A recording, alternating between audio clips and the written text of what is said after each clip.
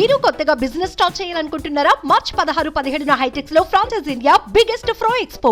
గత కొద్ది రోజులుగా కాపు ఉద్యమ తాత మా ముద్రగడ్డ తాత ఉన్నాడో ఆయన 2016-17లో ఏదైతే ఉద్యమం చేసినప్పుడు జగన్మోహన్ రెడ్డి, బొత్స సత్యనారాయణ, స్థానిక ఎమ్మెల్యే కరుణాకర్ రెడ్డి గారు ఇలా చాలామంది ఇచ్చిన నిధులతో ఆ రోజు తూలి సభ పెట్టాడు. అందరూ తెలిసిన విషయం. అప్పుడు కేసుల్లో కూడా చాలామంది కాపులు బలి చేశారు. ఈ ప్రభుత్వం రాగానే ఆ కేసు కొట్టేశారు. అప్పుడు చేయించిన ఘనత అంతా అయిందే. ఆయన ఏమైనా మాట్లాడితే చంద్రబాబు గారు నన్ను నా కుటుంబాన్ని హింసించాడు అంటాడు. జగన్మోహన్ రెడ్డి ఏం చేశాడు? ఈ 5 నెలల్లో 5 కోట్ల మంది రాష్ట్ర ప్రజలు హింసించాడు. అంటే నువ్వు గొప్ప, ప్రజలు గొప్ప. ముద్రగడ్డ పద్మనాభం గారు మాట్లాడుతూ ఆయన మందరి తాతలాంటి వయసు చాలా పెద్దడు కాబట్టి పవన్ కళ్యాణ్ గారు రాజకీయ భవనాలు రావు అన్నాడు. సరే నీకు వచ్చు కదా, నువ్వు ఎందుకు పార్టీ పెట్టలేదు? మొలతాడు కట్టుకున్న కూడా మాట్లాడలేంటే పవన్ కళ్యాణ్ గారు మొలతాడు కట్టుకున్నా లేదా అనేసి నువ్వు కానీ మీ ఇంట్లో చూసారా?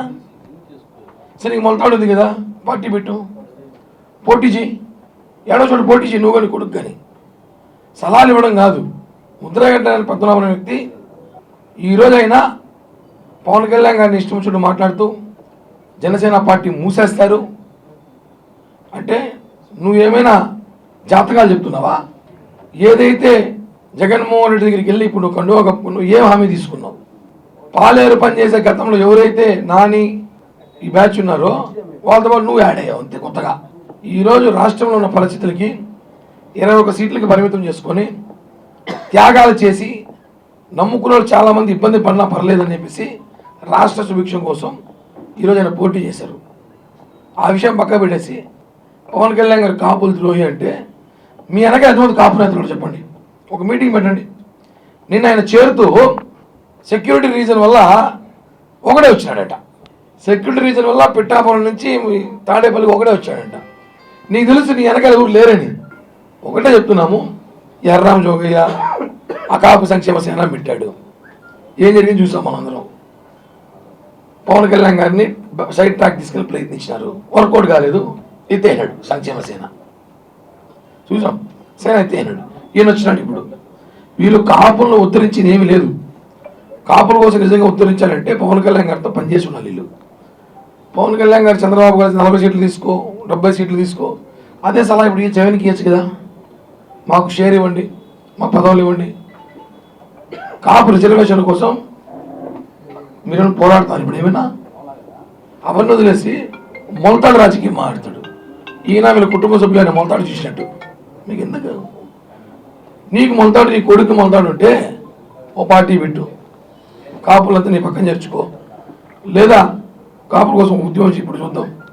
ఆ రోజు జగన్మోహన్ రెడ్డి పంపించిన అన్ని కులాలు మనుషులు అక్కడ పెట్టుకొని నువ్వు కాపుల ఉద్యమం చెప్పి ప్రజల్ని మోసం చేస్తావు. నా కుటుంబం నాశనం చేసి చంద్రబాబు అన్నావు. జగన్మోహన్ రెడ్డి అన్ని కుటుంబాలు నాశనం. ఈరోజు ఇవన్నీ మాట్లాడాలి. ముద్రగడ్డ గారిని చెప్తున్నాం. ఈరోజు రాష్ట్రాల పరిస్థితి చూస్తున్నాం. కాపులు ఎవరు అయిపోయినారు, బీసీలు ఎవరు అయిపోయినారు అందరూ తెలుసు. మేము ఇంకా హద్దు దాటి మాట్లాడగలం, కొన్ని విషయాలు కూడా మాట్లాడగలం. అవి మాట్లాడగలం బాగోదని చెప్పి ఒకటే హెచ్చరిస్తున్నాం. ఎవరైతే ఈ తాతలు ఉన్నారో ఇద్దరు తాతలు చెప్తున్నాం, మీరు కులానికి పనికొస్తే పని చేయండి. అవసరమైతే ఏదైనా మంచి సలహాలు ఇవ్వండి మాలాంటి యువతకి. అంతేగాని మీరు మమ్మల్ని చెడుదోవలో బట్టి చెడగొట్టి జగన్మోహన్ రెడ్డి ట్రాప్లో మీరు అన్నట్టు మనం పడాలని చూస్తే మాత్రం ఒప్పుకునే ప్రసక్తి లేదని చెప్పి కూడా హెచ్చరిస్తున్నాం. రాష్ట్రంలో కాపులు మూడబడిపోయినాయి, కాపులు రావాల్సిన రిజర్వేషన్ మూడబడిపోయినాయి. ఇవన్నీ అడుగయ్యా నువ్వు. అది అడిగేసి నువ్వు మాకు సలహాలు ఇస్తావు కళ్యాణ్ గారికి. కాపులు మీరేం చేశారు? ఈ 5 ఏళ్లలో కాపులు రావాల్సిన నిధులు ఏమి తీసుకుంటాము నీకు ఉందా? కాపులకి పలానా చేశానని చెప్పి జగన్మోహన్ రెడ్డి ప్రెస్ మీట్ పెట్టించుకెళ్తావా? కనీసం కాపులు రావాల్సిన నిధులు ఏమున్నాయో కాపు అవి ఇచ్చావా? అవన్నీ ఏం చేయలేదే. ఉచిత సలహాలు ఇస్తావు. సుమన్ టీవీలో మీ పర్సనల్ అండ్ బిజినెస్ ప్రమోషన్స్ కోసం కింది నెంబర్కి కాంటాక్ట్ చేయండి.